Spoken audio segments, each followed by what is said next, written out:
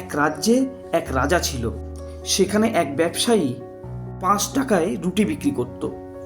সে ভাবল 10 টাকায় রুটি বিক্রি করবে, কিন্তু নিয়ম ছিল রাজার অনুমতি ছাড়া কেউ দাম বাড়াতে পারবে না। সে রাজার কাছে গিয়ে বলল, মহারাজ, আমি রুটির দাম 10 টাকা করতে চাই।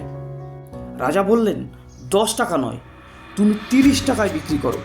ব্যবসায়ী বলল, মহারাজ, এত দাম বাড়ালে প্রজাদের মধ্যে হাহাকার তৈরি হয়ে যাবে।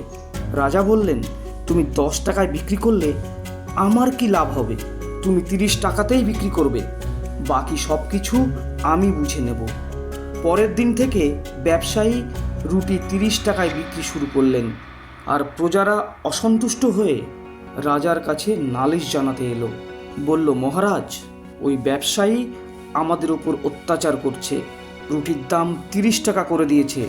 এই কথা শুনে রাজা বললেন, ওর এত বড় সাহস কি করে হয়? আমার রাজ্যে দাঁড়িয়ে আমার অনুমতি ছাড়া জিনিসের দাম বাড়িয়েছে। রাজা সঙ্গে সঙ্গে আদেশ দিলেন, যাও, ওই ব্যবসায়ীকে আমার কাছে নিয়ে এসো।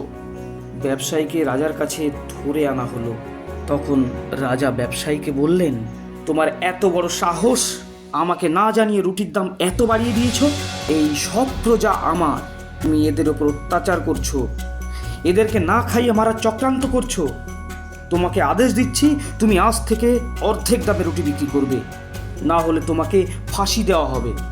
রাজার এই কথা শুনে সবাই রাজার জয় জয়কার করতে লাগলো। পরের দিন থেকে 5 টাকার রুটি 15 টাকায় বিক্রি শুরু করলো। ব্যবসায়ীও খুশি, রাজার কর আরও বাড়ল, রাজাও খুশি। তাহলে বন্ধুরা, আজকের ভিডিও এই পর্যন্তই। দেখা হবে অন্য কোনো ভিডিওতে। ততক্ষণ পর্যন্ত ভালো থাকবেন, সুস্থ থাকবেন। আজকের মতো বিদায়।